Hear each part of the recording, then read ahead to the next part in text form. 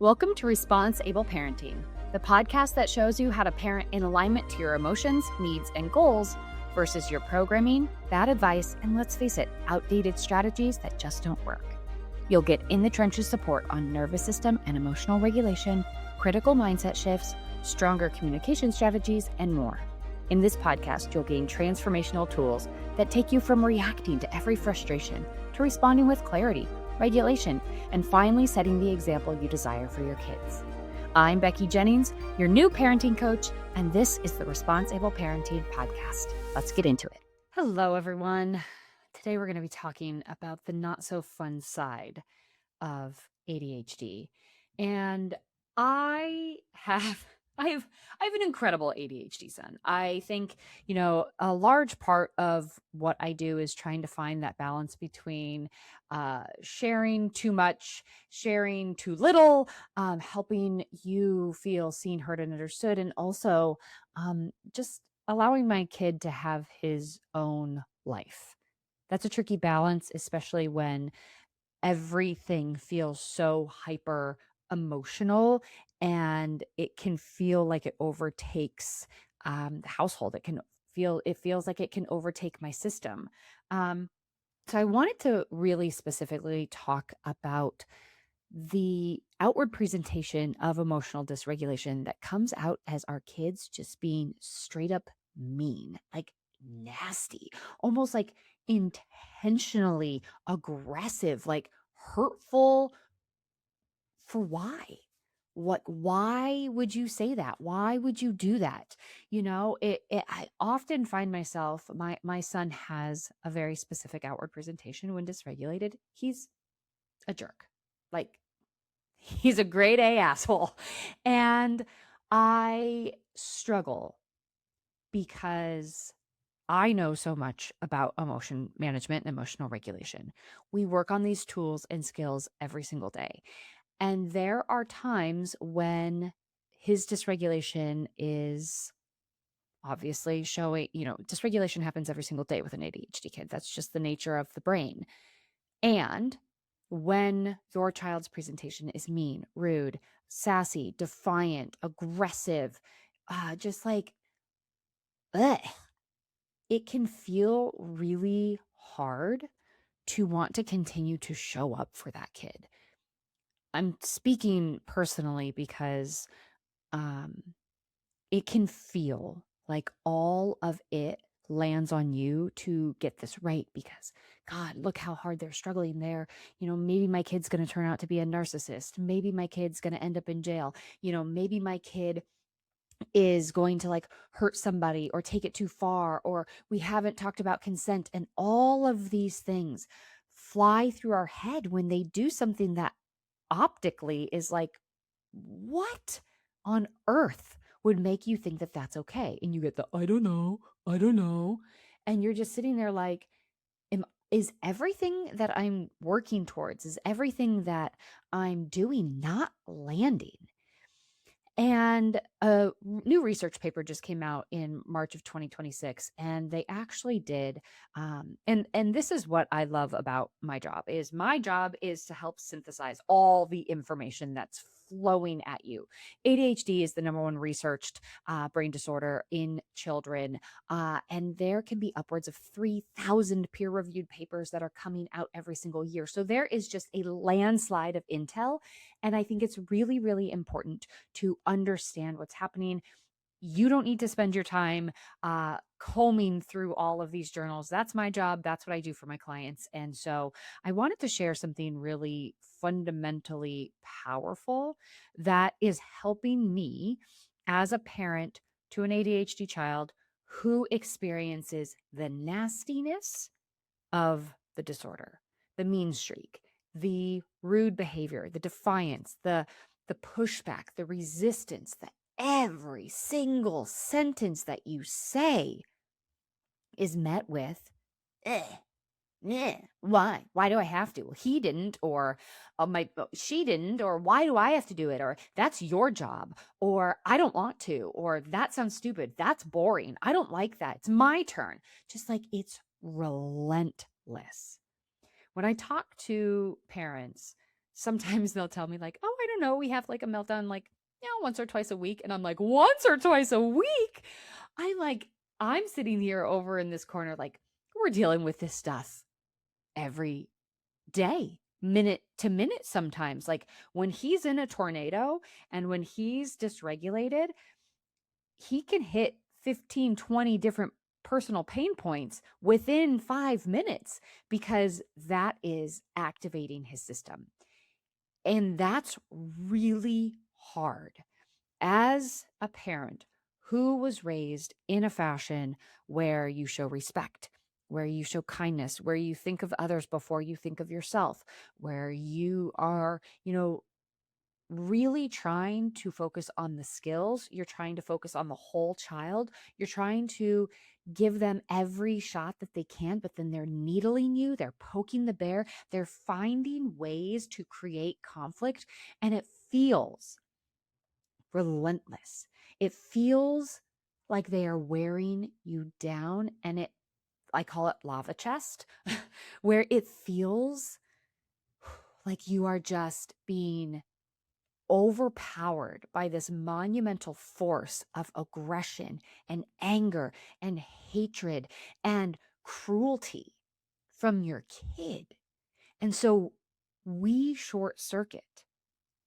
I'm speaking from experience, but I talk to hundreds of families on a weekly basis. So I can confirm, just based off the anecdotal evidence that I have, is this overwhelming surge of rage that comes into our body to match the fury that is coming at us.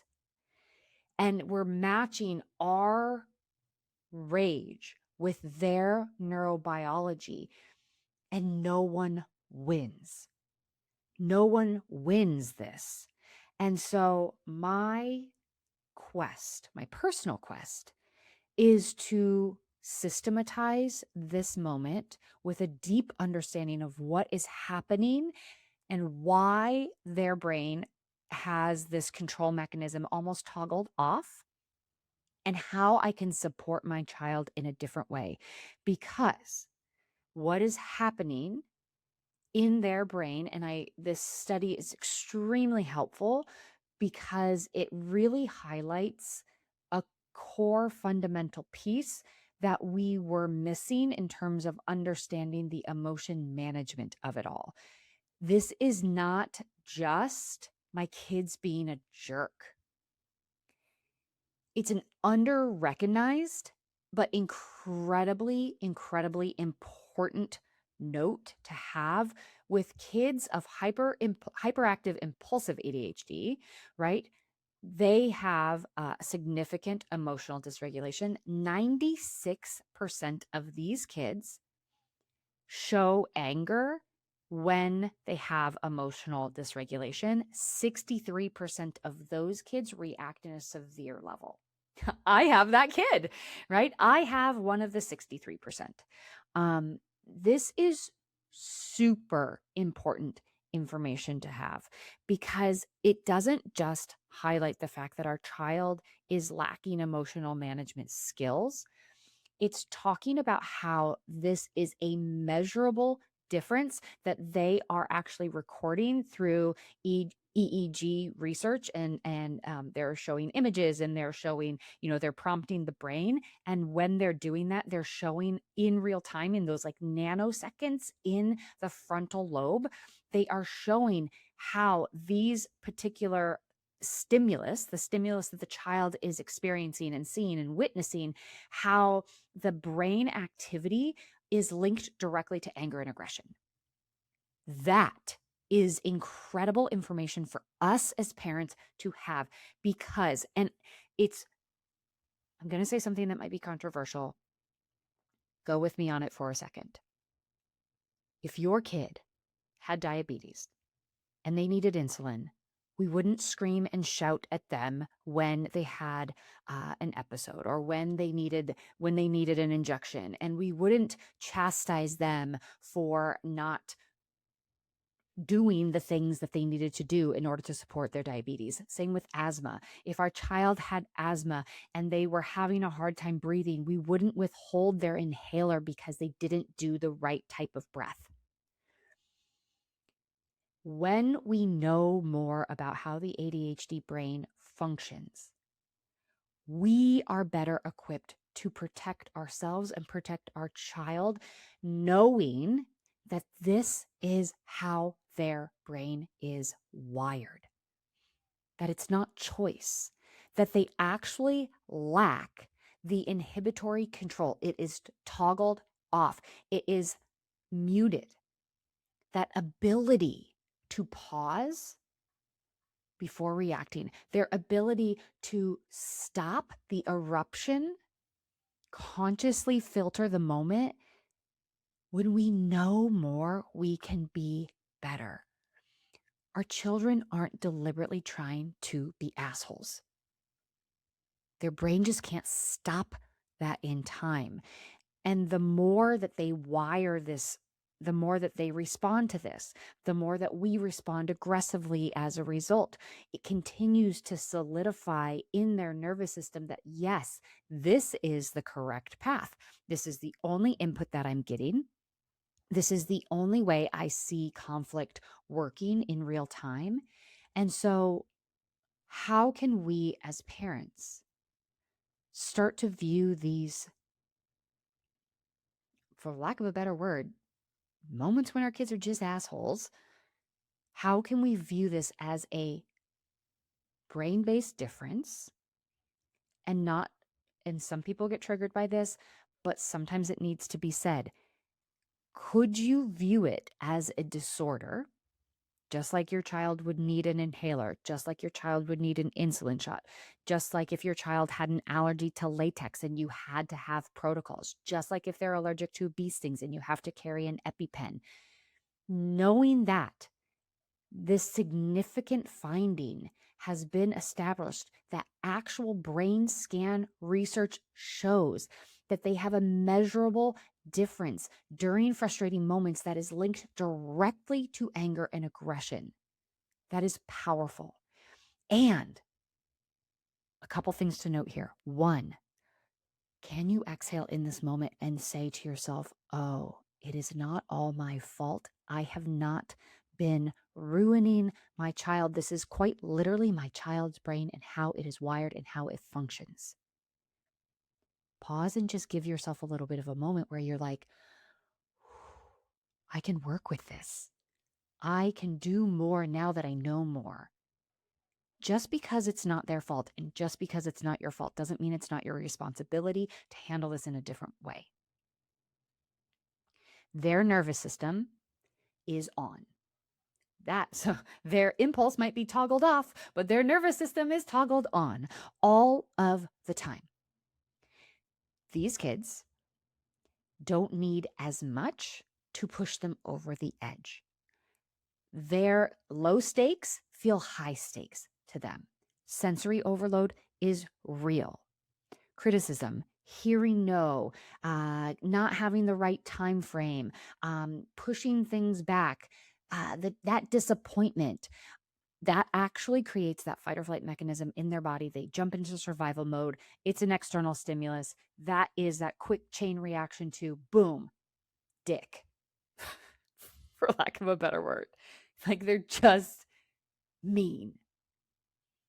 Also part of this, and we haven't addressed this on the podcast, but rejection sensitivity disorder.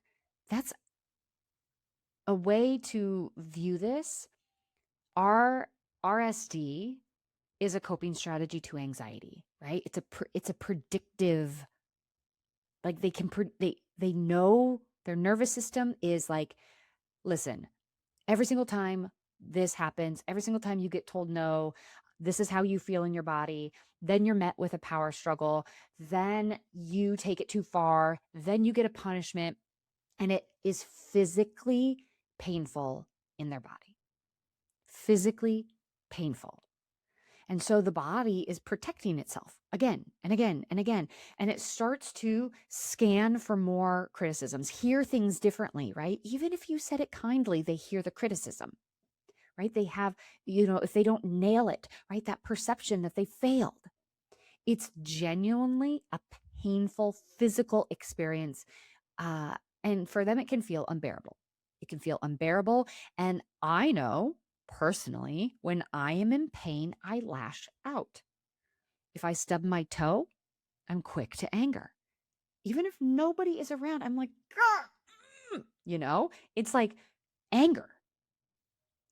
I was in the kitchen a couple days ago, and my husband and I, we kind of passed each other. In one was going one way, the other was going one way. I had just taken off my shoes.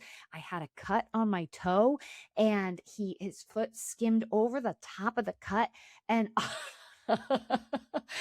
and I was like, oh my God. And I'm doubled over, and he's like, holy cow. And everyone's like, what? And he was like, I stepped on mom's toe. And they're like, oh no. And it was just like the surge in my body of like, protect yourself. I'm angry. But then as my 43-year-old body, logically was like, that was an accident. We bumped into each other. Yes, my toe hurts and I don't need to lash out, but I'm also 43 and I also don't have ADHD. And I also do a lot of work. These kids have not done any of that. So it is impulse, impulse, impulse. Whatever their neurobiology is telling them to do, they're following because they don't actually have a different roadmap. They don't have a different roadmap. And we are also feeding that reactivity when we are defensive, when we are exhausted. And by the way, this is no shade to anybody on this podcast because I live in that all the time. The exhaustion of the relentless retaliation, the relentless cruelty that can spew out of his mouth when he doesn't get exactly what he wants, when he wants it, how he wants it, the way he wants it, who's involved, how they performed, yada, yada, yada. Goes on and on. When we can see it as external stimulus has entered the chat for the child, it's not going the way that they wanted. This type of brain is wired for protection, and in that survival mode, hyper state, they are going to react in a defensive posture. Okay. Their body is scanning for the threat, and their neurobiology is wired to protect in this particular way. ADHD kids also are put down a lot more. They get significantly more negative feedback. They get significant more corrections. They get significant more moments from us. They get a lot of negative input. Nature of the beast, really hard to be the bigger person at times. And so their body is hypervigilant, scanning for signs of rejection, scanning for signs of failure, scanning for signs of, oh God, here comes a correction. They're primed. They're ready for it. And they're ready to protect. Okay. When we know more, we can do more, we can be better. And we as parents are the front line of support. We as parents can take this information and we can run with it and we can build skills. Every part of what I do and how I teach inside my program is skill-based.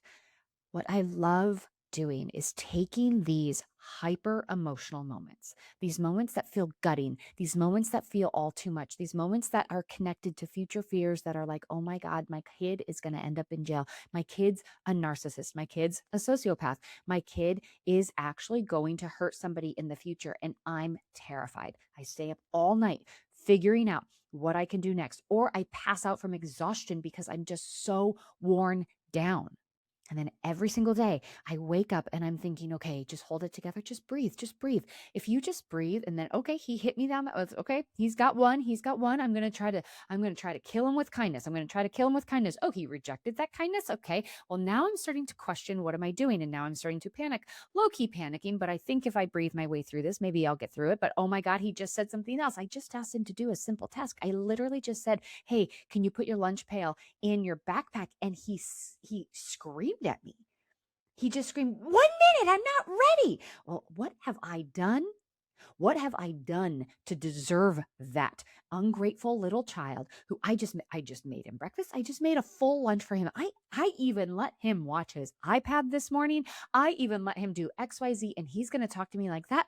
We literally just did XYZ last night and it was so fun. And then he's going to treat me like that afterwards. And it's 7:30 in the morning and you're locked and loaded in that power struggle. And your body's saying, see, I knew this would never work. I fail endlessly at this. I can't control this. Future fears linked to that sensation amplify it even more. We start yelling, we start hyper controlling. And they, on the other hand, are like, see, this is exactly what I was expecting. I knew I was going to get corrected. I knew they were going to think I wasn't doing it right. The only way I can get out of this is fight. Does that sound familiar? The only reason I can rattle it off like that is because I understand it to my core.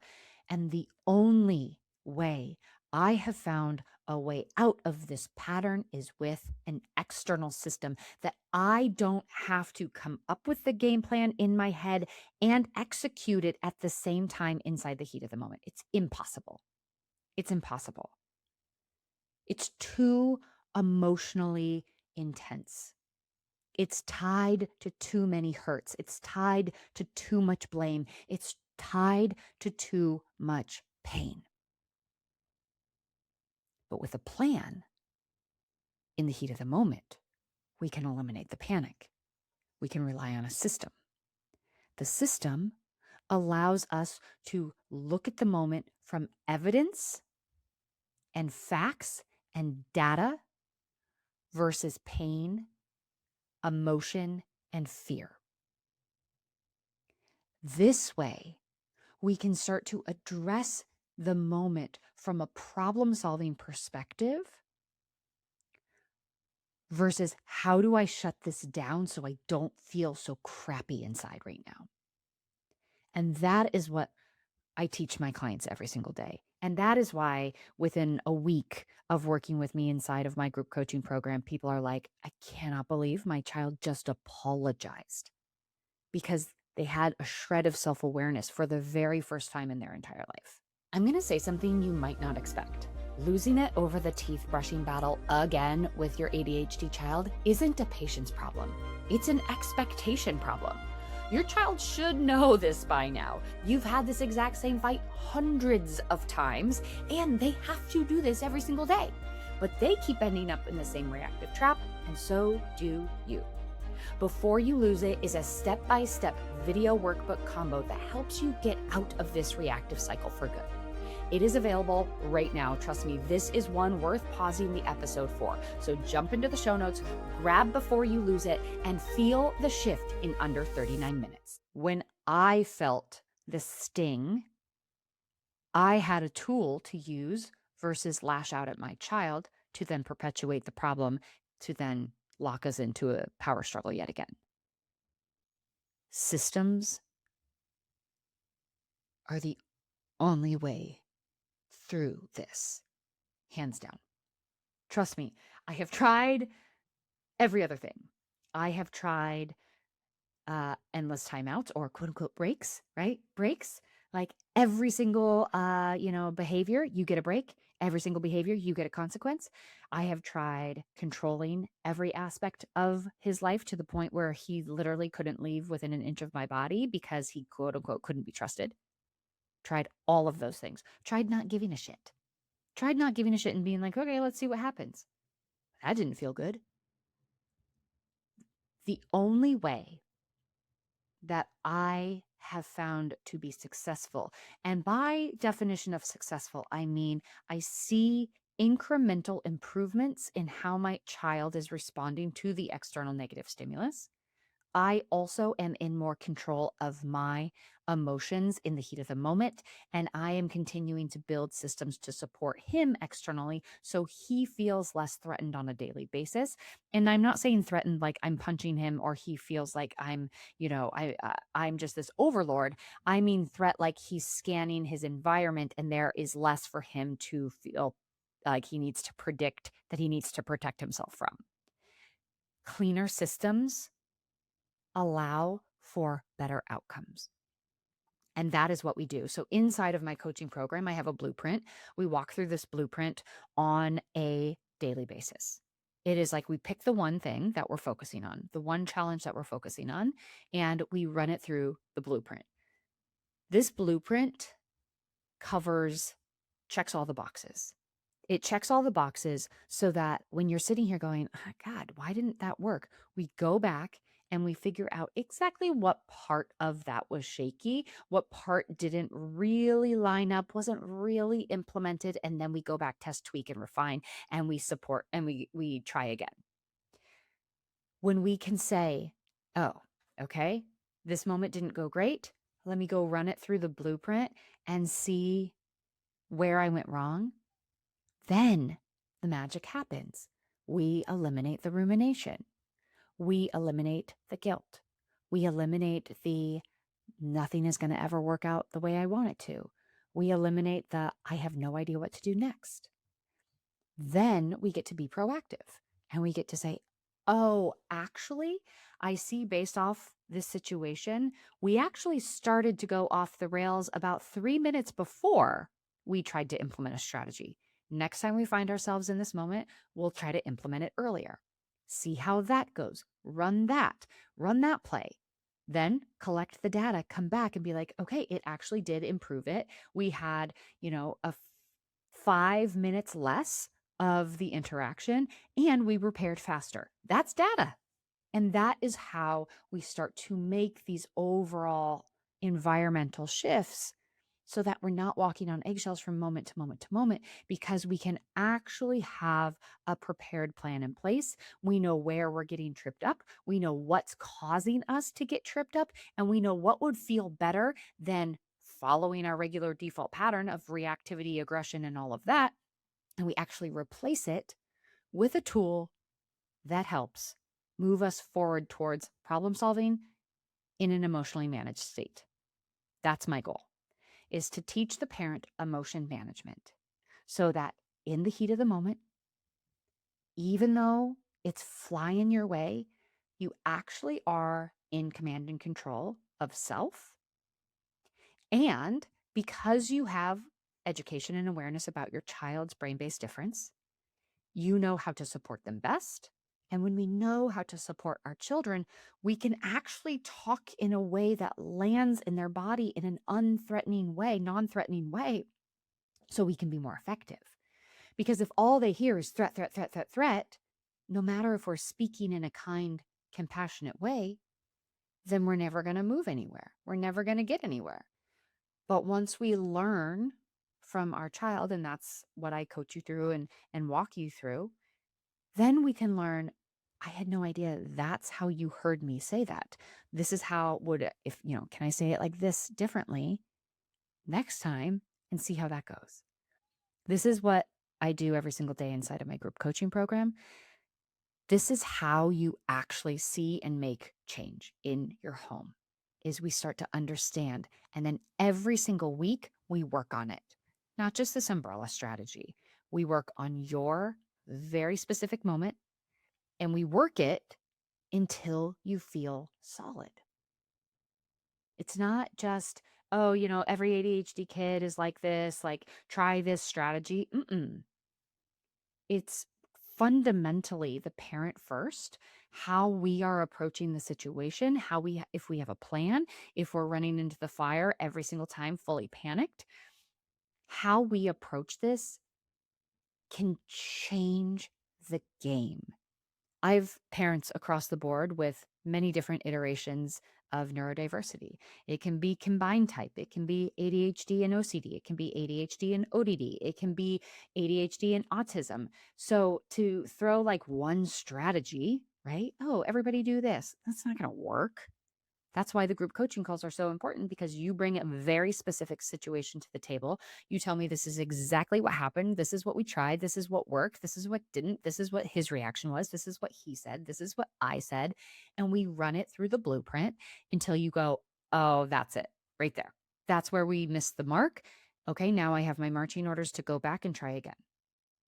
That's where we make meaningful change, is the reflection, not from a place of self-loathing and rumination and guilt, but looking at it from a data perspective so that we can actually see what really happened, and we can make changes and refine until we feel really, really solid. So I wanted to make sure that you had that latest information, because I think that that is so critical to be aware of. It's fascinating that they're doing these type of um, studies so we can be more in awareness of what's happening for our kids, so that we can shift our lens in which we're viewing them. No longer viewing them from this, God, why are you just so nasty? You're mean. You're a mean kid. But then when you're like, oh my God, 96%, 96% of hyperactive impulsive ADHD type kids show show anger and aggression when they're dysregulated. 63% of those kids show it in a severe fashion. Dang. And then to know that only 12% of neurotypical kids show anger and aggression when they're dysregulated. That's a really aggressive contrast. And it helps us as the parent be more compassionate and more understanding. And once we know what we're up against, how do we build a system to support that, so that everybody comes out as a winner, versus we all just came out of battle and we're all bloodied and bruised and we all feel really crappy? There is a path through, and this can be really significant for their brain development as we start to insert skills, so that their default pathway, anger and aggression, actually has some structure, and we can start to develop, as their brain develops, we can start develop tools to support. You're not going to eliminate this, but you can teach. And it's amazing to watch these kids feel so empowered and so capable, because right now they're only running on impulse, and their impulse says protect myself, anger, aggression.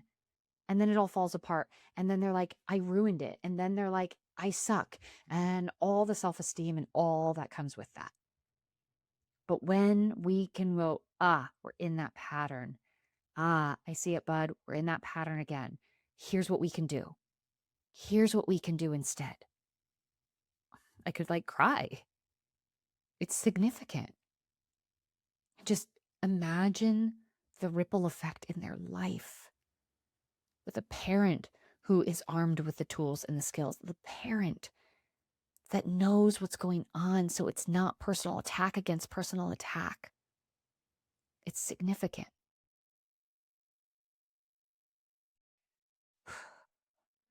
Okay. So there are 3 options going forward. If this resonated with you and you want to continue to work with me, number 1, join my free masterclass. It's going to give you a tool that you can start implementing right away. That's significant and it's very beneficial. Number 2, straight up join my group coaching program. It is the most affordable way to get my eyes on your situations on a weekly basis, so that you can make real massive change in your family. Or number 3, book a call with me for that one-on-one coaching experience, where I am fully in your grill and we are connected at the hip, and you're seeing, we're talking every single day. So those are your options. And I cannot wait to dive into this more with you and continue to nurture and help you as a parent to an ADHD child. Talk to you soon. Thank you for listening to the Response-Able Parenting Podcast. If you like what you heard, please take a moment to rate, review, and subscribe. If you know someone who would benefit from this podcast, I'd be honored if you'd share this episode with them. Until next time, know that you are enough, you are capable, you've made it through all of your hardest days, and we will keep growing on this parenting journey together. This podcast was produced by Kim Kelty and myself, Becky Jennings, and edited by the Kelty Method, Branding and Podcasting.